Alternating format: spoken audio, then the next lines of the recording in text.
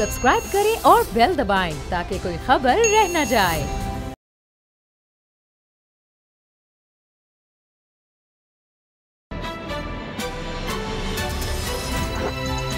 अब पता चला। अब पता चला में आज आप जान सकेंगे हुकूमत और ऑपोजिशन की लड़ाई अवाम की जान पर बन आई, कोरोना केसेस के बढ़ते अदादो शुमार, बेहतियाती या ऑपोजिशन की यलगार, एक और ज़ैनब दरिंदगी का शिकार, हौलनाक वाक़यात का कौन जिम्मेदार, लीगी बागी का जवाबी वार, शो कॉज नोटिस गैर कानूनी करार। बिस्मिल्लाहिर्रहमानिर्रहीम, अस्सलाम वालेकुम। मैं हूं मोहम्मद उसामा गाजी और आप देख रहे हैं अब पता चला। पीडीएम जलसे करने जा रही है लेकिन बयानिए की समझ नहीं आ रही। एक तरफ मियां नवाज शरीफ साहब बाहर बैठकर, चूँकि अब उन पर पाबंदी है, टेलीविज़न पर उनका बयान दिखाया नहीं जा सकता, तकरीर नशर नहीं की जा सकती जिस तरह की बात करते हैं। वो कहते हैं हम इमरान खान नहीं, इमरान खान को लाने वालों के खिलाफ हैं। मुसलसल ये कह रहे हैं, बार बार ये कह रहे हैं, हर तकरीर में ये कह रहे हैं, एक ही तकरीर को दोहरा रहे हैं। लेकिन बाहर आकर जो बात होती है वो सारी इमरान खान के खिलाफ, यानी पार्टी हो, दीगर उनके लोग हो, पीडीएम हो, वो इमरान खान के खिलाफ बात करती है। फिर पहले इदारों के खिलाफ जिस तरह से बात की गई पीडीएम के कुछ रहनुमाओं की तरफ से, अब उसमें भी हम नरमी देख रहे हैं। हत्ता कि फजलुर रहमान साहब ने यह कहा है हाल ही में मरीम साहब से मुलाकात करने के बाद कि हम इदारों के खिलाफ तो हो ही नहीं सकते, तसादुम तो हमारी सियासत में है ही नहीं, इसका तो सवाल ही पैदा नहीं होता। तो फिर ये सब क्या होने जा रहा है, क्यों हो रहा है? क्या इससे हालात बेहतर हो जाएंगे? क्या मरीम नवाज साहिबा जो कह रही हैं कि पाकिस्तान की तमाम बीमारियों का इलाज वोट को इज्जत दो में है, लोगों के लिए क्या महंगाई ख़त्म हो जाएगी इमरान खान को निकालते ही इन जलसे जुलूसों से? और जिस तरह से कोरोना बढ़ रहा है दोबारा से, इसमें क्या इन जलसों की इजाज़त मिलेगी? कितने ख़तरात हैं? फिर महंगाई, बिजली महंगी है, गैस मिलनी नहीं है, आटा महंगा हो गया, चीनी महंगी हो गई। इन सब पर इन जलसे जुलूसों से कंट्रोल हो जाएगा? क्योंकि बात सिर्फ ये है कि असल टारगेट है इमरान खान, महंगाई वगैरह ये बीच में। क्या इमरान खान के जाते ही, उसको निकालते ही, वज़ीर आज़म के बदलते ही ये सब कुछ ठीक हो जाएगा? ये बहुत बड़ा सवाल है। और फिर ऐसा क्या हुआ कि अभी सब कुछ ठीक चल रहा था, वज़ीर आज़म इमरान खान साहब ज़रूर बातें कर रहे थे कि जनाब ये किस तरह से बाहर चले गए, लेकिन फिर वज़ीर आज़म अभी ये कह ही रहे थे कि नवाज शरीफ साहब की तरफ से अचानक से तकरीर शुरू हो गई और फिर मरीम साहब भी एक्टिव हो गई, पहले ट्विटर पे एक्टिव हुई और फिर ये सारा एपीसी का माहौल। पहले तो सब कुछ ठीक था, यही बिजली महंगी, यही सब कुछ था, लेकिन ये एक्टिव होने की अचानक क्या वजह है? ये इतने अरसे के बाद क्यों याद आया? इन सब सवालों के जवाब हम आज जानेंगे। मेरे साथ असद खरल साहब मौजूद हैं और इमरान खान एंकर पर्सन हैं, वो भी हमें ज्वाइन करेंगे। असद खरल साहब, ये क्या वजह क्या है ये कि नवाज शरीफ साहब एक बात कर रहे हैं, वो कह रहे हैं जी हम तो लाने वालों के खिलाफ हैं, हम तो उनसे जवाब तलबी करेंगे, उनसे जवाब लेंगे। ये नहीं हो सकता कि वो जवाब ना दें हमें, हम पीछे नहीं अब हटेंगे। लेकिन ये बातें वहाँ पर हो रही हैं जो कि चल नहीं सकती। अब बाहर आकर उस तरह से नहीं, बाहर आकर सिर्फ इमरान खान, ये क्या अच्छा मुझे ये बताएं उसामा साहब कि 2 साल में क्या महंगाई नहीं है? जब से ये हुकूमत आई महंगाई में कितने 100 गुना इजाफा हो चुका है। वो अद्वियात की कीमतों की बात हो, वो पेट्रोलियम मसनूआत की बात हो, वो चीनी की बात हो, वो आटे की बात हो, वो घी की बात हो, अशियाए खुर्दनोश की बात हो, बिजली के बिलों में इजाफे की बात हो, गैस के बिलों में इजाफे की बात हो, और बेरोज़गारी का जिस तरह मामलात है, जिस तरह लोग बेरोज़गार लाखों हुए, वो आपके सामने मामलात है। ये अचानक से आपने कहा कि क्यों हो गया, बयानिया क्यों तब्दील हो गया, क्यों तेज़ी आ गई, क्यों अग्रेसिव हो गए, क्यों एकदम लॉन्ग मार्च और तरीक़ों की बात हो रही है? वजह सिर्फ एक ही है, पौने 2 साल तक ये गिड़गिड़ाते रहे, ये भीख मांगते रहे, ये पाँव पड़ते रहे, ये छुप छुप मुलाकातें करते रहे। ये अभी जो कभी नज़र आती है, कभी नज़रियाती बनते हैं, जब नज़र आ जाती है तो नज़रियाती हो जाते हैं, कभी नज़र आ जाती है इनको पहले से चीज़ें। मुझे ये बताएं कि ज़ुबैर साहब की जो मुलाकात थी, उससे पहले एहसन इकबाल मिले, ख्वाजा आसफ मिले, शहबाज शरीफ साहब छुप छुप को मुलाकातें भी करते हैं और व्हाट्सएप कॉलें भी हैं। जो बात की है ना शेख रशीद साहब ने कि अगर इनका मैं कॉल डाटा या CDR इनकी रिलीज़ कर दूँ, ये कितनी दफ़ा इन्होंने भीख मांगी मुलाकातों के लिए, और एजेंडे क्या होते थे वहाँ पे मांगे ना किया जाते थे, और वहाँ पे खुद पेशकशें करते थे जाके कि जनाब हमें मौका दिया जाए, हमें मौका दिया जाए, हम ज़्यादा परफॉर्म करेंगे, हम ज़्यादा ताबेदारी करेंगे। वहाँ ये कहते हैं कहानियाँ, वहाँ जाके ये सुनाते हैं कहानियाँ। शहबाज शरीफ साहब अपने भाई के बारे में वहाँ पे दास्तानें सुनाते हैं कि जनाब मेरा बस नहीं चलता, आपको पता ही है, अब मैं उसको डिस ऑन करूंगा, वो लीडरशिप मुझे कहती डिस ऑन है करेंगे तो कि पार्टी नवाज खत्म शरीफ होती हमारी है, सुनते वोट नहीं, बैंक हम क्या नवाज करें? शरीफ का है। मामला ये है कि ये जब छुप छुप के मुलाकातें करते रहे, इनको आस थी, उम्मीद थी क्या कि नवाज शरीफ साहब को और जरदारी साहब को ये आस थी कि जो नैब का जो कानून है उसके अंदर जो हमारी ख्वाहिशात के मुताबिक उसके अंदर अमेंडमेंट हो जाएंगी और सारे हमारे केस ख़त्म हो जाएंगे। तो जब वो ख़त्म हो जाएंगे तो जारी बात है फिर तो हमारा दाग धुल जाएंगे, तो फिर हम दोबारा आ जाएंगे। कल को मामला कुछ तब्दील हो सकते हैं, 2 साल 3 साल इंतज़ार कर लेते हैं मुश्किल से। अब हुआ क्या, जब फाइनल क्या राउंड हुआ, जब सितंबर के अंदर ज़ुबैर साहब मिलते हैं और पहले उन्होंने इनकार किया मुलाकात के हवाले से। उन्होंने कहा कि मरियम और नवाज शरीफ के केसों की बात नहीं हुई, आपके सामने है। जी जी। उसके बाद उन्होंने भी इकरार किया और मरियम साहबा ने खुद इकरार किया, एतराफ़ किया। उनका हाँ, उन्होंने नवाज शरीफ की भी बात की और उन्होंने मेरे बारे में बात की और वहां पर डिस्कस किया और मुझे पता भी था और हमारे नोटिस में भी है। और वो क्यों नहीं करते, क्योंकि आपने लीडरों की बात नहीं करेंगे तो किसकी करेंगे। यानी ये सारी एडमिशन आ गई। उसके बाद फौरन ही उनको तर्जमान भी बना दिया गया। मामला ये हुआ, उन्होंने आके, क्योंकि सिर्फ बात यह है कि वो उन्होंने नौसरबाजी नहीं की, उन्होंने जो लॉयल्टी थी उन्होंने ये नहीं देखा कि मैं बीच में कुशन रखूं। उन्होंने आके सीधी बात बताई, कोट एंड कोट। उन्होंने कहा जी बाजवा साहब से जब मैं मिला तो उन्होंने 2 बातें कि जनाब कुछ को रहम, को जनाब मेहरबानी को हमारे ऊपर को रहम किया जाए हमारे लीडरान के ऊपर। उन्होंने कहा कि अदालती जो मामलात है, जो कानूनी मामलात है, वो अदालतों में आप जाके देखें, अदालतों में जाके लड़ें। सियासी मामलात पार्लियामेंट में, सियासी मामलात वो पार्लियामेंट जाने और आप जाने। ये दोनों चीजें जो है ये आप बिल्कुल भी तवक्को ना रखें कि मैं आपकी कोई हेल्प करूंगा। तो इसके कैटागोरिकल जब सितंबर के 7 सितंबर गालबन डेट थी, जब उन्होंने ये आप निकाल ले रिकॉर्ड, जो ही उन्होंने जवाब दिया उसके बाद कोरा 7 सितंबर या जो भी मुलाकात का दिन था, उसके बाद जब उन्होंने कन्वे किया वापस आके अपने मास्टर्स को पॉलिटिकल को कि जनाब वहां से तो उन्होंने ठीका दिखा दिया।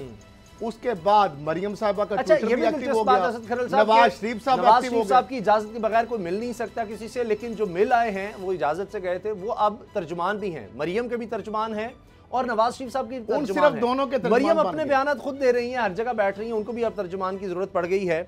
लेकिन जो मरियम साहबा कह रही हैं कि ये जो ढोल अब बजना है और उसमें नवाज शरीफ साहब का नाम लिया जाएगा कि इश्तिहारी है, ये भागा हुआ अदालती प्रोसीजर है उसामा साहब। हर वो केस जब कोई मुल्ज़म इश्तिहारी डिक्लेयर होता है तो उसके हवाले से एक कानूनी प्रोविजन मौजूद है, एक ज़ाब्ते की कार्रवाई होती है, उसको बोलते हैं शोरो गोगा।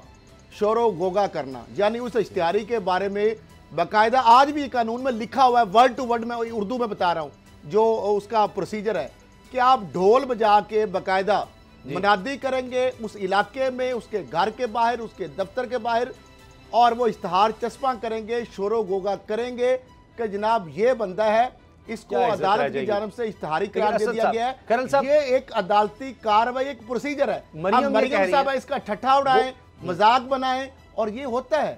वो कह रही है कि ढोल बजेगा तो आवाजें आएंगी, वो तो इनको शर्म की बात है ना। आपके घर के बाहर अगर एक शोर, आप इसको भी अगर इसका शर्म नहीं आती, अगर आपके घर ढोल किस लिए बज रहा है, वो ढोल बजा के क्या बताया जा रहा है कि नवाज शरीफ साहब बड़े पवित्र हैं, नवाज शरीफ साहब ने जनाब पाकिस्तान की बड़ी खिदमत की है, वो कह रही है ढोल बजा के, ये तो आप ये कर रहे हैं ना। वो जुमले कह रही है कि जी आप पाबंदी लगा दें, जुबानबंदी कैसे होगी, अब तो गली मोहल्ले में तो ढोल बजेगा, आपकी करप्शन का, आपकी लूट मार का, आपकी मनी लॉन्ड्रिंग का, वो ढोल यहाँ क्या बजा है? वो तो पूरी दुनिया के अंदर पनामा के जरिए ढोल बज गया। सर कुछ ये वो खानदान है जिसकी 7 बड़े आदमों तक जायदादों की फैली हुई हैं, असासे इनके फैले हुए हैं। मगर देखिए गद्दारी वाली बात तो ज्यादा, इसलिए मरीम साहबा कह रही है कि एक शख्स जिसने नाकाबिले तस्खीर बना दिया पाकिस्तान के दिफा को, एटमी कुव्वत बना दिया पाकिस्तान को, JF-17 थंडर जंगी तैयारे बनाए, जिसने JF-17 थंडर जंगी जहाज बनाया, ये कैसा गद्दार है जिसने मोटरवे बनाई, ये कैसा गद्दार है जिसने दहशतगर्दी खत्म की और अपनी हुकूमत का पेट काट कर फौज को पैसे दिए। ये वो कह रही है हाँ जी, रोग आर्मी के इश्तिहार मैंने दिए थे, रोग आर्मी पाकिस्तानी के इश्तिहार वो मैंने दिए थे, वो तो मरियम के पापा ने नहीं दिए थे। लेकिन आज उन्होंने कहा है, वैसे एक बात पे मुझे बहुत ज्यादा दुख, उन्होंने कहा जी पाकिस्तान की आर्मी नंबर 1 हो सकती थी या नंबर 1 बन अभी सकती भी है। आपका कोई उनके अल्फाज है, कोई उनके आर्मी बन को सकती है आपका सर्टिफिकेट की जरूरत अगर नहीं है। ये जो मैं कह रहा हूं वो कर दे तो। यानी ये मियां साहब को ऐसा नहीं कहना हमारी आर्मी से बेहतर दुनिया में कोई आर्मी नहीं है, ये पूरी दुनिया मानती है। ये क्या चाहते हैं, ये कहते हैं जिस तरह 13 में मुझे आर्मी लाई, ये कहते हैं जिस तरह मुझे गोद में उंगली पकड़ के जिलानी और जनरल जौला मुझे लाए पहली दफा 80s में, उस तरह आर्मी लाए तो फिर वो नंबर 1 बन सकती है। फिर उसके बाद 90s के अंदर जो प्राइम मिनिस्टर जब बने उस वक्त जो आर्मी का किरदार था वो आर्मी जो है वो नंबर 1 होगी। फिर 93 के अंदर, फिर 97 जो भी ये जितनी भी मैं 2013 के अंदर आप जो आइन की हदूद में रहते हैं 11 बजे जब स्पीच कर रहे हैं, आप गालियां देंगे मरहूम 11 बजे स्पीच नवाज शरीफ साहब कर रहे हैं 11 बजे। ये जिस दिन इलेक्शन का रिजल्ट आ रहा है उस दिन रात 11 बजे स्पीच कर रहे हैं। तो बाज़ दफ़ा वो बात दिल की ज़ुबान पे आ जाती है ना, ये अंदर की बात बाहर आ जाती है। जिस तरह नवाज शरीफ साहब ने पार्लियामेंट के खिताब कहा था कि चोर डाकू इतना बेवकूफ़ नहीं होगा कि अपने नाम पे असासे रखेगा। वाकई बात सही उनकी है और इसलिए उन्होंने अपने नाम रखे भी नहीं है, माशाल्लाह समझदार है। उन्होंने कहा था कि मुझे 2/3 अक्सरियत चाहिए, यानी आर्मी चीफ को और किन कूतों को। वहां वोट की इज्जत कौन दे रहा था? रात शाम रात 11 बजे वो वोट को इज्जत दे रहे थे। रात 11 बजे कौन सी पोलिंग हो रही थी? वो कह रहे थे मुझे 2/3 अक्सरियत होनी चाहिए, मेरे पास 2/3 अक्सरियत। किसको एड्रेस कर रहे थे? वो वोट की इज्जत थी जो वो रात 11 बजे मांग रहे थे। किससे मांग रहे थे? अभी ये है कि आर्मी अगर उनको कंधों पे बिठा के ले आए, अगर आईजीआई की तरह 35 लाख दे के उनको एक इत्तेहाद खड़ा करे, आईएसआई और एमआई ने जो फंडिंग दी, सुप्रीम कोर्ट जो असर खान केस आपको पता ही है, मशहूर जमाना। अच्छा, एक अच्छी खबर आ गई है हुकूमत के लिए। मनीम साहब ने कहा है कि हुकूमत बैसाखियों पर खड़ी है, खुद गिरेगी। हाँ वही है ना, ये इतने जो कि हैं ही नहीं। अब ये बताया ना, इतने जो बढ़ के लगा रहे हैं ना, तो ये इस्तीफे चिमटे देखिए कैसे इकदार से इस्तीफे देने के लिए ये तैयार नहीं है, लॉन्ग मार्च के लिए ये तैयार नहीं है, असेंबलियों से बाहर आने के लिए ये तैयार नहीं है। अभी जनवरी तक का वो है। आपकी बात ये मैं मानता हूं कि उस पर कोई अब बयान नहीं आ रहा लॉन्ग मार्च का, अब सिर्फ जलसे जुलूसों का बयान आ रहा है। मुझे ये बताएं जो अपने वजन से बात कर रहे हैं वो सही कह रही है। दिलचस्प बात ये है कि मरीम साहब कह रही है गुजरांवाला के जलसे में मैं दावत दूंगी बिलावल को, लेकिन फजलुर रहमान साहब आ रहे हैं। अभी फजलुर रहमान साहब मिलने गए हैं तो पीपल्स पार्टी का दीगर बड़ी जमातों का कहीं जिक्र नहीं नजर आया। अब मुझे ये बताएं, मैंने आपको क्या बताया था कि 3 लोग होंगे मैक्सिमम, 2 लोग। मैंने कहा मरियम साहिबा और फजलुर रहमान, तीसरा इनके साथ बंदा नहीं होगा कोई। एएनपी ने फटा डाल दिया जी। बिलावल साहब का कल कहीं जिक्र ही नहीं है पीपल्स पार्टी। ऐसे लग रहा है जैसे मरियम और फजलुर रहमान के अलावा तीसरा बंदा इसमें है ही नहीं पीडीएम में। 2 बंदों के अलावा तीसरा 2 मैन। अच्छा, अब मामला ये है कि जो अपने वजन से गिरने की वो बात कर रही है ना, वो बातें लॉजिकल लग रही अभी तक, क्योंकि आलमी बैंक भी रिपोर्ट दे रहा है कि मजीद 2 साल आगे भी है ना गुर्बत में इजाफा होगा जी। बड़ी अच्छा, 83 पैसे बिजली के फी यूनिट में इजाफा हो गया, ₹1.62 पहले इजाफा हुआ। अवाम की जेबों पर 10 अरब का डाका डाला गया सिर्फ ये जो अभी नोटिफिकेशन जारी हुआ है बिजली में। गंदम और चीनी जो है उस हवाले से आप देख लें कि 100% से ज़्यादा इजाफा हो चुका है। ₹50 जो 2 साल पहले चीनी मिलती थी आज वो 100 से क्रॉस कर चुकी है। जो आटा आपको 30-35 रुपए मिलता था वो 80-90 रुपए पहुंच चुका है। 70 रुपए तो आम मिल रहा है। मेरा ख्याल है की मिलती थी वो 8 रुपए भी नहीं मिलती। अब जहाज आ चुका है गंदम का, लंगर अंदाज हो गया है, तो मुझे उम्मीद है अल्लाह करे कि ये अब 1-2 दिन में जो ही वो सप्लाई हो जाएगी गंदम और फिर अगले भी जहाज आने, तो ये कुछ कीमतें शायद कंट्रोल हो जाएं। उम्मीद ये है कि इंशाल्लाह जैसी सप्लाई चेन बहाल हो जाएगी, वरना तो ये बहुत बड़ा स्कैंडल बन जाएगा। असद खलल साहब, पहले ही इन्होंने सही तरह प्लानिंग नहीं की, इतने अरसे बाद वो गंदम आ रही है, पहले मंगवा लेनी चाहिए थी, पहले ये देख लेना चाहिए था। आप गंदम को रो रहे हैं, आप चीनी की बात कर रहे हैं, मैं कहता हूं आप प्याज की बात करें। जो 30-40 रुपए मिल रहा था वो 150 से 200 रुपए मिल रहा है। टमाटर जो 20 रुपए किलो मिल रहा था वो 200 रुपए तक पहुंचा, वो 150 से 200 रुपए तक पहुंच गया है। सब्जी कम से कम, कोई जो सब्जी भी आप लेने जाए ना, तो कम से कम भी जो रेट है सब्जी का वो 100 रुपए केजी है। आप घर की एक नॉर्मल 2-3-4 अफराद की अगर सब्जी लाता है इंसान तो 400-500 रुपए तो सिर्फ आपको सब्जी के लग जाते हैं। फिर ऑयल और घी की कीमतों में इजाफा हो गया, चीनी की कीमतों में इजाफा हो गया, आटा जो है वो 8 रुपए की रोटी नहीं मिल रही, यानी 10 रुपए तक पहुंचने के करीब है। इस तरह फिर खाएगा। और ये तो हम 860 रुपए यहाँ पे थैले सरकारी रेट की बात कर रहे हैं ना, 1500, 1600 रुपए, 1300 रुपए सिंध में 20 किलो आटा मिल रहा है। यानी आप देखें ना 4-5 हजार रुपए के मन तक पहुंच गया केपी की। और ये भी बैलेंस डाइट नहीं कहला सकती। ग़िज़ाई ज़रूरियात सिर्फ आपकी सब्जी से ठीक है, लेकिन लंबे अरसे तक आपको चाहिए तो उसमें दूध भी होना चाहिए। कहीं ना कहीं कोई दूध तो उसामा साहब क्या 2 महीने बाद 3 महीने बाद यहाँ पे आपको ऐलान होंगे आप कि कई 100 लाखों लीटर जो है यानी एक एक बंदा जो है वो 10-10 लाख का पानी केमिकल मिला दूर जो है वो पिला रहा है। 3-3 टैंकर, उकाड़ा, पत्तों की, वादन, इधर जितने भी इलाके हैं, इधर से जितना दूध आ रहा है, मेजॉरिटी, तो फिर भी लोग इनके साथ नहीं आएंगे। मेजॉरिटी जो दूध है उसामा साहब केमिकल आ रहा है। और मैं ये कहता हूँ हुकूमत पाकिस्तान को और इमरान खान साहब को और चीफ जस्टिस ऑफ पाकिस्तान को, मामला ये पार्लियामेंट का है। मैं समझता हूँ जो बंदा खुराक के अंदर मिलावट करता है, उसामा साहब हमारा आइन और जो कानून जो है, जो हमारा आइन तज्जियाकार इमरान हमारे साथ है, इमरान खान प्रियम्बल उसका क्या कहता है, कुरान और सुन्ना की रोशनी में होगा। इमरान खान जो बताएं मिलावट की वो हम में से नहीं है, बिल्कुल सही है। मैं समझता हूं उसकी मिलावट करने वाले की सजाए मौत होनी चाहिए। जो शीरखार और हमारे बच्चों के जो उनके यानी अंदर दूध, इमरान खान ने ज्वाइन कर लिया। इमरान ये बताएं कि ये हुआ क्या है, सब कुछ ठीक चल रहा था, ये अचानक से गड़बड़ क्या हो गई कि इतने सख्त बयानात। मियां नवाज शरीफ साहब आज भी कह रहे हैं इमरान खान को लाने वालों के खिलाफ हम हैं, लाने वालों के खिलाफ, लेकिन बाकी लीडरशिप वो लाइन नहीं ले रही, वो सिर्फ वज़ीर आज़म इमरान खान के खिलाफ हैं। नवाज शरीफ मुसलसल कह रहे हैं जी लाने वालों के खिलाफ, इमरान खान से तुम्हारा लेना देना कुछ नहीं।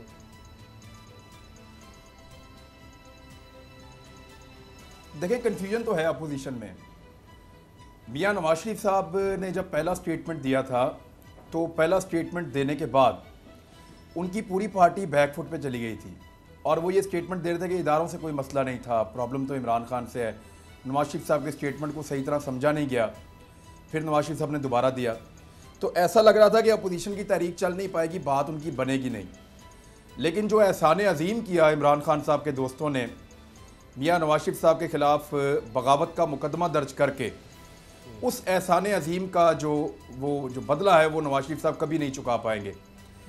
यानी इतना बड़ा एहसान कि अपोजिशन की एक मुर्दा तहरीक के अंदर जान डाल दी उस FIR ने, जिसमें 3 साबिक जर्नैल हैं, एक वज़ीर आज़म हैं, 2 साबिक वज़ीर आज़म हैं, और बगावत का, बलवे का और इदारों को आपस में लड़वाने का, साजिश करने का और खुफिया रखने का, बहुत सारी उसमें दफात शामिल हैं। तो इस किस्म का एक मुकदमा करके नवाज शरीफ साहब पे एहसान अजीम किया गया और उनकी तहरीक में अब जान डाल दी गई है।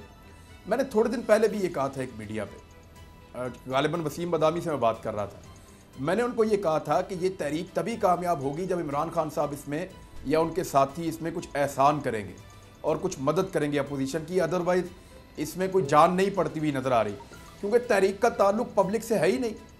ये सारी तहरीक खड़ी है नैब के खिलाफ, ये तहरीक खड़ी है अपनी करप्शन बचाने के खिलाफ, ये तहरीक खड़ी है सारी की सारी मुकदमात से कैसे निपटना है इस मामले पे, ये तहरीक इस बात पे खड़ी है कि मुझे क्यों निकाला, ये तहरीक इस बात पे खड़ी है कि मुझे रेस्क्यू क्यों नहीं किया जा रहा, तहरीक इस बात पे खड़ी है कि इदारे, चाहे वो फ़ौज का है, चाहे वो अदलिया का है, चाहे वो दीगर है, वो हर दफ़ा हमें आकर रेस्क्यू करते थे, हम एक जो है वो फेवरेट बच्चे थे, तो हमारे से वो स्टेटस क्यों वापस ले लिया गया, हमें रेस्क्यू क्यों नहीं किया जा रहा। तो तहरीक खड़ी थी इन बातों के ऊपर, उसमें पब्लिक का कोई इंटरेस्ट नहीं था। लेकिन उस तहरीक में ये एक FIR के बाद या इस तरह की हरकतों से जान डाली जा सकती है और वो जान डालने का काम हुकूमत कर रही है। देखिए हुकूमत को सबसे आसान ये है कि हुकूमत इनको तवज्जो ही ना दे, इनसे बात ही ना करे, सिर्फ अपना काम करे, अपना काम करते जाएं, इनको छोड़ें, पुलिस जाने, ये जाने, जहाँ पे लॉ ब्रेक करेंगे पुलिस इनको पकड़ लेगी, जहाँ पे हालात ख़राब करेंगे वहाँ पुलिस इनसे पूछ लेगी।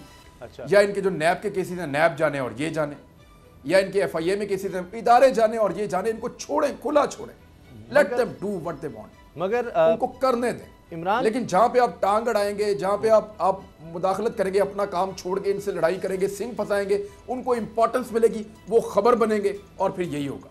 इमरान अल्लाह ने आपको भी सेहत दी, आपके ख़ानदान के लोग भी, हम भी दुआगो रहे।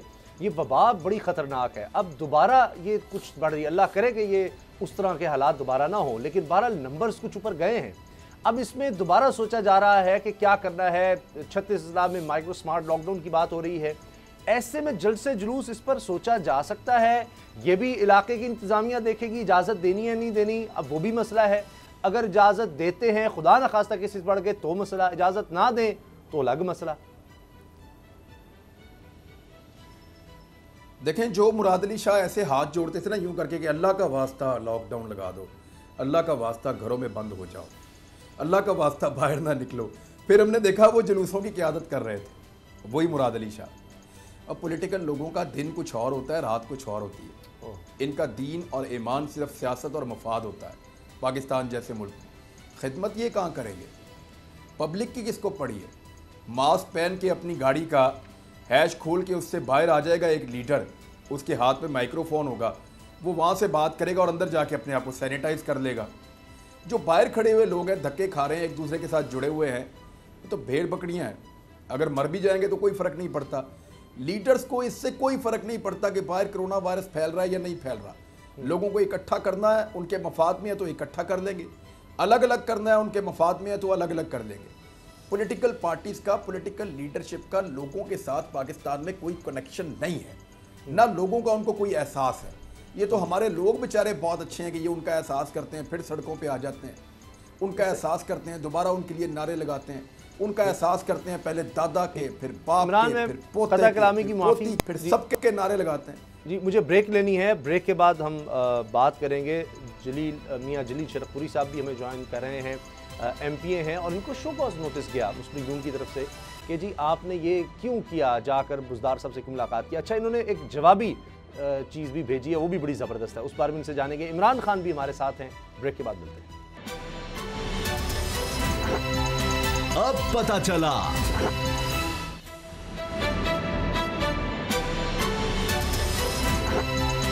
अब पता चला। जलसे जुलूसों की तैयारी अपनी जगह है, लेकिन पार्टी के अंदर मुख्तलिफ सोच पाई जाती है। और मियाँ जलील अहमद शरफपुरी साहब हमारे बहुत ही मोहतरम और मुस्लिम लीग के MPA हैं, इनको शो कॉज नोटिस आया कि जी आप क्यों पार्टी पॉलिसी के ख़िलाफ़ जा रहे हैं, कुछ मुलाकातें इस तरह से कर रहे हैं, और इन्होंने जवाब भी भेज दिया है। इस हवाले से इनसे हम बात भी करेंगे। इमरान खान भी हमारे साथ हैं। मियाँ साहब, ये फरमाइएगा क्या वजह है आपकी कुर्बानी, दिहाइयों से आपका साथ नून लीग के साथ, तो ये सब अचानक भूल जाते हैं? और भी आपके साथ लोग हैं, जबकि मरीम खुद मानती हैं, ये मुझे भी पता है, ज़ाहिर है सहाफ़ती ज़िम्मेदारी भी है, अखलाकियात का तकाजा के नाम नहीं मैं ले सकता, लेकिन नून लीग की सीनियर लीडरशिप में भी कुछ लोग हैं जो ये कहते हैं कि ये ठीक नहीं कर रहे हैं मियाँ साहब, ये जो कह रहे हैं इदारों के ख़िलाफ़ बोल रहे हैं, ये सब बातें, चाहे वो अदालतें हैं, चाहे नैब है, चाहे फ़ौज है, ये काम ना करें। तो फिर क्या वो सिर्फ कसूर है कि वो चुप कर जाते हैं, आगे से हाथ बांध लेते हैं? आपने अपना मौक़िफ़ सामने रख दिया, ये वजह है ये सब कुछ हो रहा है? गाजी साहब, गुजारिश ये है कि मैं तो ये समझता हूँ कि इख्तलाफ राय और अपनी अपनी राय देने का हक़ सबको होना चाहिए, और अगरचे जो फाइनल फ़ैसला है वो तो लीडरशिप का ही होता है, लेकिन राय देने में कोई हर्ज नहीं होना चाहिए, और राय पूरी देनी चाहिए, नेक नीयत से देनी चाहिए, ताकि लीडरशिप उसके मुताबिक राय बना सके। अगर सभी खामोश होकर यस सर कहते रहें तो उनको तो फिर ओपिनियन यही नज़र आएगी कि तमाम पब्लिक ओपिनियन यही है। जबकि जब से ये इशू चल रहा है, और इत्तफाक से मुझे एक दिन इस्लामाबाद महफिल थी, मजहबी जाने का इत्तफाक हुआ, एक दिन उकाड़ा महफिल थी, वहाँ गया। अपने हल्के में तो हर रोज़ हम होते हैं, लाहौर में, शेखुपुरा में, तो पब्लिक में तो मुझे हकीकत है कोई बंदा ऐसा नहीं मिला जिसने मेरे मौक़िफ़ को कहा हो कि ये गैर मुनासिब है। इसका मतलब ये हुआ कि अक्सरियत की राय यही है कि मियाँ साहब जो स्टैंड ले रहे हैं ये कौमी मफाद में नहीं है। ठीक, तो मैं ये समझता हूँ हुब्बुल वतनी यही है, और पार्टी के साथ लॉयल्टी भी यही है कि हम अपनी जो सही स्पिरिट के साथ राय है वो अदब एहतराम के साथ उनके सामने पेश करें, और अगर वो राय को दूसरी रखते हैं तो वो रखने में ज़ाहिर उनकी एक बड़ी पोजीशन है, रख सकते हैं, लेकिन हम अपनी राय देने में तो हमें आज़ादी होनी चाहिए। और इसमें किसी किस्म का शो काज नोटिस या ये कहा जाए कि ये पार्टी के साथ मुखलस नहीं है, ऐसी कोई बात नहीं होनी चाहिए, ना ऐसी बात। अच्छा, आपने तो ये कह दिया आप जवाबी कार्रवाई करेंगे अगर ये आपकी बात नहीं मानी जाती, इस पर भी मैं आऊँगा। इमरान, ये क्या वजह है? हमारे यहाँ पॉलिटिकल पार्टीज़ इनकॉर्पोरेटेड हैं।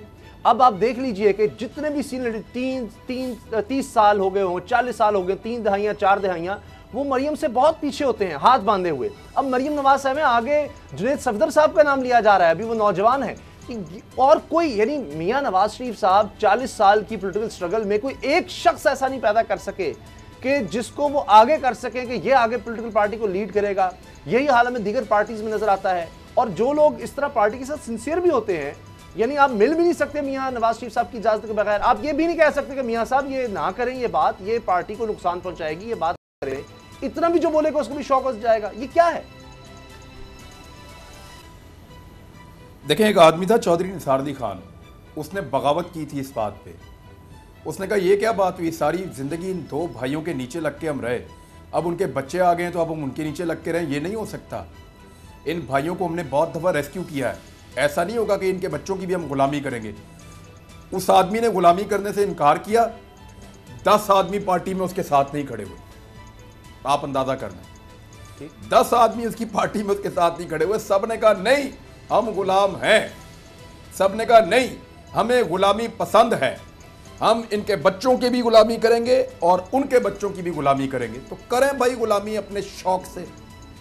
मेरा तो ये मसला है, मेरा तो ये सब्जेक्ट है, मुझे इस बात से प्रॉब्लम है कि एक बच्चे को आप बाहर से इंपोर्ट करते हैं, वो तालीम हासिल कर रहा है और यूसुफ रज़ा गिलानी जैसे, कमरुज़्ज़मान कायरा जैसे, खुर्शीद शाह जैसे और बेशुमार मैं कितने नाम लूँ अजीम अजीम लोगों के जिन्होंने सियासत में अपनी जूतियाँ घिसा ली हैं, सोच सोच के और पढ़ पढ़ के वो कहाँ से कहाँ पहुँच गए हैं। इस मुल्क को और इसके हालात को उनसे ज़्यादा बेहतर कोई समझ नहीं सकता, कोई जानता नहीं है, लेकिन वो भी मजबूर हैं कि एक नौजवान जो कल आया है, जो भी सियासत सीख रहा है, उसको अपनी क़यादत के तौर पे तस्लीम करें।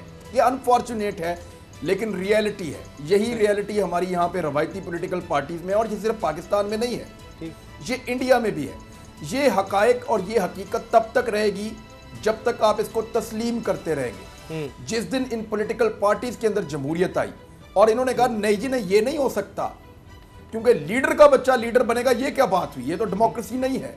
सही। मेरा बच्चा भी लीडर बन सकता है, मैं खुद लीडर बन सकता हूं, मैं सियासत में आया था, मेरा हक बनता है कि मैं वजीर आजम बनूं, ठीक है, मेरा हक बनता है कि मैं सदर पाकिस्तान बनूं, या मेरा हक बनता है कि मैं पार्टी का सदर बनूं।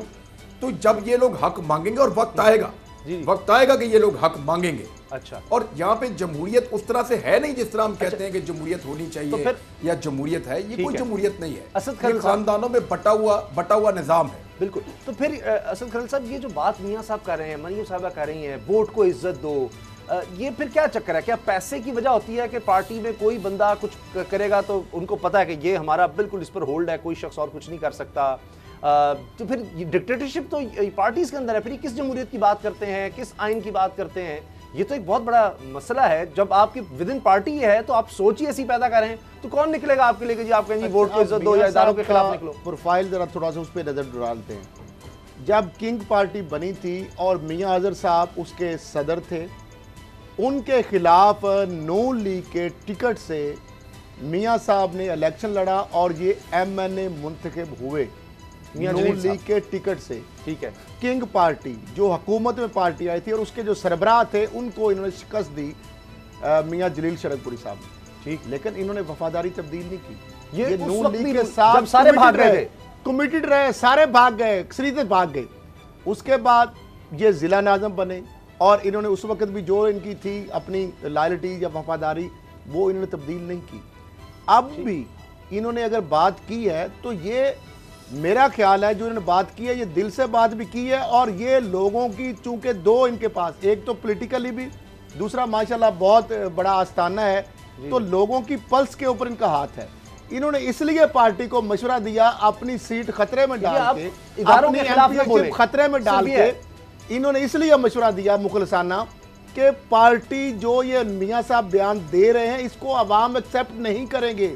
इसको नून लीग के लोगों की अक्सरियत मुहिब वतन है, वो पैट्रियोटिक्स हैं, वो अपनी फौज से प्यार करते हैं, वो अपने इदारों अदलिया से प्यार करते हैं, वो एंटी इंडिया सेंटिमेंट्स है। अगर आप इंडिया की लाइन टॉक करेंगे, अच्छा, इंटरनेशनल प्लेयर बनेंगे। मैं आपकी तरफ आता हूं, एक सेकंड। असद खान साहब ने जो याद हानि पुरानी करा दी, इस वक्त दो विटनेस तो अल्लाह के फजल से मौजूद हैं, मियां मोहम्मद अजहर साहब, अल्लाह उन्हें सेहत तंदुरुस्ती अता फरमाए, और उस वक्त के गवर्नर खालिद मकबूल साहब, अल्लाह ताला उन्हें भी सेहत और तंदुरुस्ती अता फरमाए। मुझे उस वक्त सीनियर मिनिस्टर पंजाब की ऑफ़र की गई और मियां अजहर साहब ने कहा कि अभी मेरे साथ चलें, प्रेसिडेंट मुशर्रफ आपको ये इस बात की गारंटी करेंगे कि आप हमारे साथ इलेक्शन लड़ें। चौधरी परवेज़ लाई साहब ने चीफ मिनिस्टर बनना है और मियां जलील शरकपुरी सीनियर मिनिस्टर पंजाब का होगा। तो मैंने अर्ज़ किया कि जब मैं जहनी तौर पर परवेज़ मुशर्रफ को एक्सेप्ट नहीं करता तो मियां साहब आप मुझे अगर गवर्नर भी बनवा दें तो मेरा ज़मीर उसके साथ नहीं है। तो बहरहाल ये बात हमारे शेखुपुर के दोस्त जानते हैं और मियां अजहर सब खुद इस बात के विटनेस हैं। तो जब मैं उस वक्त, जब मेरा पहला ज़िंदगी का इलेक्शन था, तो पंजाब का सीनियर मिनिस्टर बनना मेरे जैसे जूनियर आदमी के लिए तो बहुत बड़ी बात थी। तो मैं उस वक्त अगर नहीं झुका तो आज मुझे कोई कैसे कह सकता है कि इसने लॉयल्टी तब्दील की या इसके ये पार्टी के साथ शायद वफादार नहीं है। जो हमने बात की है खलूस से बात की है, पार्टी के मफाद में बात की है, वतन के मफाद में बात की है। नहीं बिल्कुल बिल्कुल आपकी बात दुरुस्त है। अच्छा इमरान क्या वजह, आप कुछ कहना चाह रहे थे? ये मुझे सुनकर दुख होता है कि लॉयल लोग यार एक सादी सी उसामा भाई बात है, ये जो लोग छोड़ के आए हैं ना नून लीग को, या जो लोग नून लीग की हट के कोई उस्मान बुज़दार से मुलाकातें कर रहे हैं, या नून लीग ये कह रही है कि ये हमें छोड़ रहे हैं या हम इनको निकाल रहे हैं, देखें मैं तो करूंगा सीधी सी बात, और बात है किसी शख्सियत की बात नहीं करूंगा, हर बंदे का केस अलग हो सकता है, किसी बंदे की कोई मजबूरी हो सकती है, किसी बंदे का कोई वतन के लिए दिल धड़कता हुआ हो सकता है, किसी बंदे की ये मजबूरी हो सकती है, ये फौज के खिलाफ मैं नहीं जा सकता, मेरा मुल्क उनके लिए उनकी वजह से इस वक्त सलामत, वो हर एक की अपनी अपनी है, लेकिन ये कुछ तरीका नहीं है। आपको लगता है आपको उनसे इख्तलाफ है, आप इस्तीफा दें क्योंकि आपने नवाज शरीफ का टिकट लिया था, शेर के ठप्पे के ऊपर आप जीत कर आए हुए हैं, आप इस्तीफा दें, सीट को छोड़ें, हिम्मत करें, दोबारा इलेक्शन लड़ें और जीत के आगे कहें जनाब मैं अब खड़ा हूं इस तरफ। ये कोई तरीका नहीं है कि जनाब इलेक्शन आपने लड़ा उनके टिकट के ऊपर, वोट आपको पड़ते रहे शेर के ठप्पे के ऊपर। अगर आपको अपने इतने वोट होते तो आपको तो किसी का टिकट नहीं चाहिए था, आप आजाद इलेक्शन लड़ लेते। आपने नून लीग के टिकट पे इलेक्शन इसलिए लड़ा कि आपको लगता था वहां वोट ज्यादा पड़ेंगे, और नून लीग ने आपको टिकट इसलिए दिया कि उनको लगता था कि आप एक बेहतर कैंडिडेट हैं। तो आप दोनों एक दूसरे की जरूरत समझते थे। अच्छा। और आप दोनों एक दूसरे को अपनी जरूरत भी समझते थे। अब जब आपको लग रहा है कि वो गद्दारी कर रहे हैं या वो इदारों के साथ जुल्म कर रहे हैं, तो फिर आप उनको इस्तीफा देना, आप भिजवाएं जनाब कि ये हमारा रेजिग्नेशन है, हम आपके साथ नहीं चल सकते। ठीक है। अच्छा मियां साहब, ये अब आप क्या जवाब, एक तो ये बात भी आ गई, लेकिन अगर पार्टी आपकी बात नहीं मानती, आपने जवाब दिया उसमें कहा कि फिर आपके पास और भी एवेन्यूज हैं, क्या आप फिर अदालत का दरवाजा खटखटाएंगे? जी मैंने ऐसा क्या किया? नहीं, जरूरत नहीं है, मैंने तो उन्हें जवाब लिख दिया है। अच्छा कि ये जो एक तो जो उन्होंने शो का नोटिस दिया है वो वैसे मुबहम है, और मैंने एक्सप्लेन कर दिया है कि कोई मैंने ऐसी पार्टी वायलेशन नहीं की, और इंशाअल्लाह ताला मुझे उम्मीद है कि वो सेटिस्फाइड हो जाएंगे, और अब हम जो पैदा हुआ है वो इंशाअल्लाह ताला उम्मीद है कि अगले चंद दिनों में ख़त्म हो जाएगा। ठीक है, आप अब भी समझते हैं कि पार्टी में गुंजाइश है कि वो ये बात समझ लेगी आपकी, और मियाँ साहब को ये, क्योंकि ये बात तो है, आपको भी कुछ लोग कहते हैं कि जी की करिए मियाँ साहब साड़ी गल नहीं मनते, क्योंकि अगर ऐसा हो, मैंने शुरू में कहा था कि बयानिया मियाँ नवाज शरीफ साहब तो उसी तरफ हैं, वो तो कह रहे हैं जी इमरान हम तो इसको लाने वाले के खिलाफ हैं, लाने वालों के, लेकिन बाद में जल्द से जुलूस लाने वालों ने एनआरओ से देने से इनकार कर दिया। ब्रेक ले रहे हैं जी, ब्रेक ले रहे हैं। इमरान खान भी हमारे साथ हैं, मियाँ जली अहमद शरफुरी साहब भी हमारे साथ हैं। ब्रेक के बाद मिलते हैं।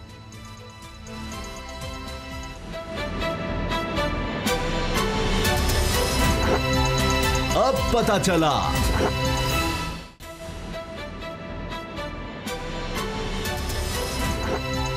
अब पता चला।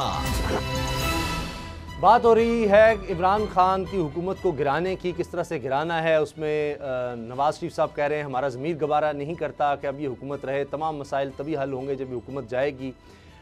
इमरान खान एंकर पर्सन हमारे साथ हैं। इमरान, ये अब होगा क्या आपको लगता है? ये जो जलसे जुलूस रैलियाँ, अभी लॉन्ग मार्च की भी बात हुई थी जनवरी में, अभी भी कुछ समझ नहीं आ रही, पीपल्स पार्टी उस तरह मुतहरिक नज़र नहीं आ रही, डेट्स भी चेंज होती रही, अब 16 गुजरांवाला, उसके बाद फिर कराची, पहले तो सबसे पहले कोयटा से आगाज़ होना था, तो पहले मौलाना साहब ने कहा आगे हम क्यों हो, पहले आप दिखाओ ना इस दफ़ा जोर, हमने तो धरना दे लिया था, ये ना हो फिर पीछे से भाग जाओ। तो ये गिरा सकेंगे हुकूमत को, इमरान खान साहब को?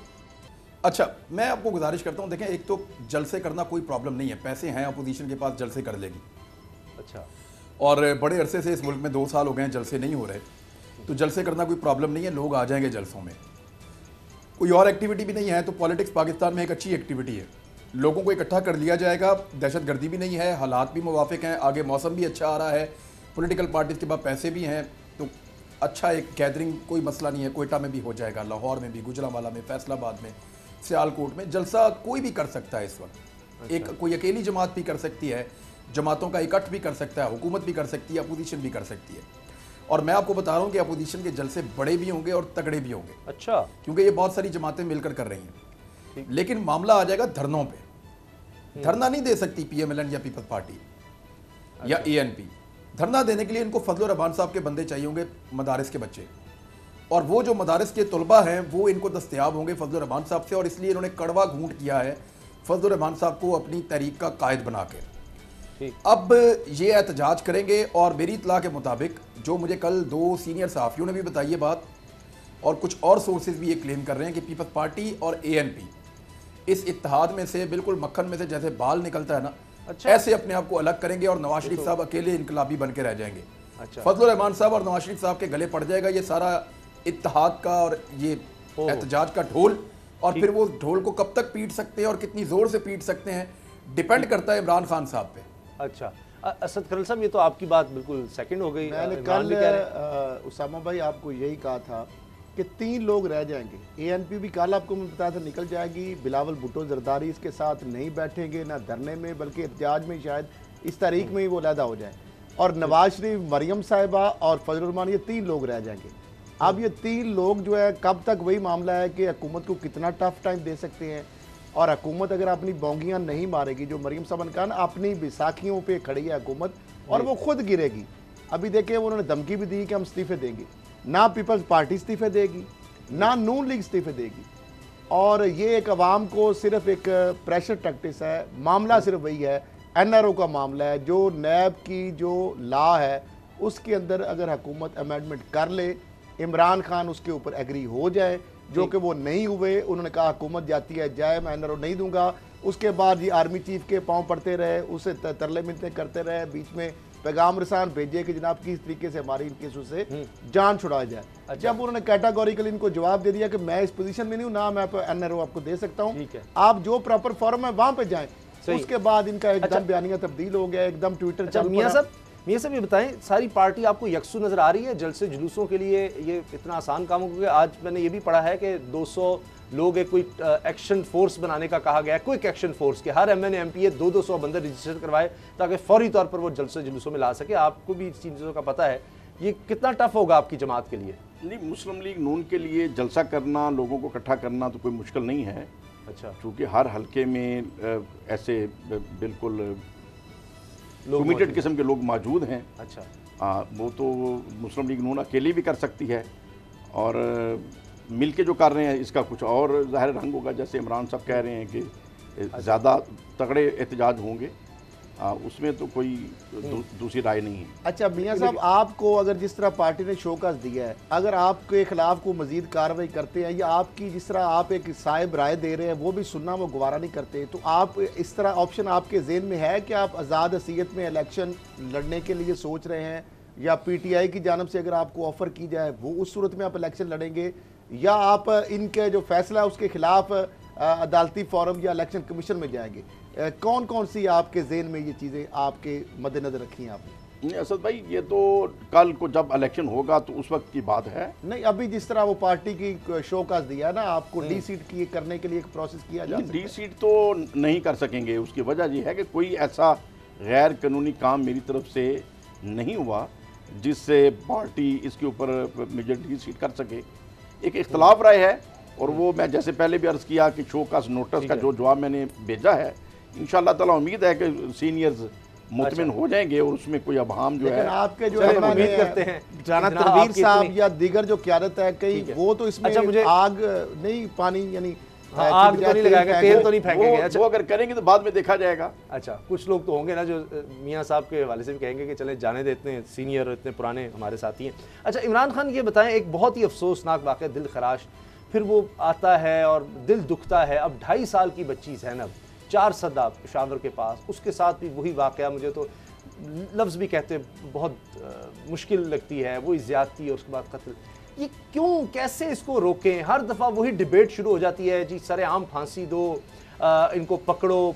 फिर वही वालिदैन पर एक क्या गुजरती है, वालिद कह रहे जी जो भी मुलजिम है उसको सरेआम फांसी दी जाए, डिबेट इस तरफ आ जाती है, बंदे पकड़े नहीं जा रहे होते, बड़ा मसला है। क्या करें? साथ ही अब कसूर के अंदर जब रेप का मुलजिम जब जमानत पे बाहर आया तो जाके फिर लोगों ने खुद ही मॉब जस्टिस है ना, उन्होंने वकील के चैम्बर में जाके गोली मार दी। सही, आप जब अदालतों से इंसाफ नहीं मिलेगा, पुलिस मुलजिमों के साथ मिल जाएगी, ये नहीं होना चाहिए, आजाद घूमेंगे, किसी को हथियार उठाने पे मजबूर हो जाएंगे। मैं बिल्कुल जज्बात समझता हूँ, लेकिन बहरहाल वरना फिर माशरे में बड़ी तबाही आ जाएगी। इमरान क्या कहते हैं? हल की तरफ आए, मसले के हल की तरफ आए। सर, फांसी देने से, सरेआम फांसी देने से भी ये मामला मेरे ख्याल में नहीं रुकेगा। आपको मुआशरे के अंदर बेरा रवी को रोकना पड़ेगा, उलमा को भी रोल प्ले करना पड़ेगा। ज़्यादा उलमा बहुत अच्छे हैं और लोगों को समझाना पड़ेगा, वापस माशरती इक़दार को लाना पड़ेगा।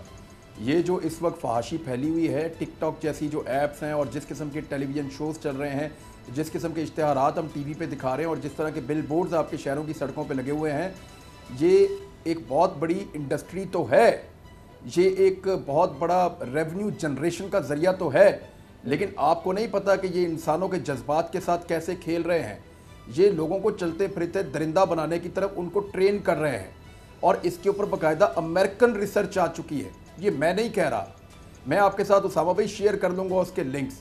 वो 50 सफ़ों की रिसर्च रिपोर्ट है जिन्होंने मुख्तलिफ यूनिवर्सिटीज़ ने मिलकर की है कि ये जितने इस किस्म के इश्तिहारात हैं या इस किस्म के जो पेपर्स हैं और जहाँ पे ख़वातीन को इस्तेमाल किया जा रहा है, ये वो सारी चीज़ें हैं जो मुआशरे को बुराई की तरफ लेकर जा रही हैं। ये जो नारा लगाते हैं ना कि तुम अपनी आंखें नीची कर लो, और ये इन चीज़ों का इम्पैक्ट पड़ता है। इस्लाम ने क्यों कहा पर्दे का, उसने क्यों कहा कि बेहयाई को रोको, वो इसलिए कहा कि इनका इम्पैक्ट बड़ा खौफनाक होता है। ये वो इम्पैक्ट आ रहा है आपके मुआशरे के ऊपर। आप जानवरों को तैयार कर रहे हैं ज़हनी तौर पे। बेशुमार पाकिस्तान के अंदर लोग जो हैं वो इस तरह की वेबसाइट्स को देखते हैं और इस तरह की चीज़ों को विजिट करते हैं जिनको नहीं करना चाहिए। तो पाकिस्तान इसको कैसे बैन कर सकता है? पीटीए को इसके ऊपर काम करना चाहिए, पैमरा को इसके ऊपर काम करना चाहिए, और ये जितने शहरों के अंदर होर्डिंग्स लगे हैं आप इनको भी चेक कर लें। ये वो चीज़ें हैं जो इंसान को तशद्दुद की तरफ राग़िब करती हैं और इंसान जो है वो जिनसी तशद्दुद की तरफ चला जाता है। फिर वो बच्चे बड़े की तमीज़ नहीं करता, उसके ऊपर एक हैवान बन जाता है। तो आपने इंसान को हैवान बनाने से रोकना है, और इंसान को हैवान बनाने से तालीम रोकती है, रोशनी रोकती है, उसको जहालत की तरफ जाने से रोकिए, इससे पहले कि मजीद कोलैप्स हो जाए आपकी सोसाइटी। अच्छा असद करन साहब, चलिए मुझे कहा जा रहा है जली अहमद शरफपुरी साहब, आपका बहुत बहुत शुक्रिया, आप तशरीफ़ लाए। इमरान खान आपका बहुत शुक्रिया, असद करन साहब आपका भी शुक्रिया, प्रोग्राम देखने का आप सबका शुक्रिया। दुआ में याद रखिएगा, इजाज़त दीजिए, अल्लाह हाफ़िज़।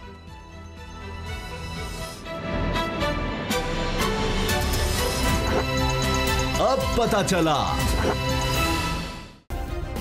सब्सक्राइब करें और बेल दबाएं ताकि कोई खबर रह न जाए।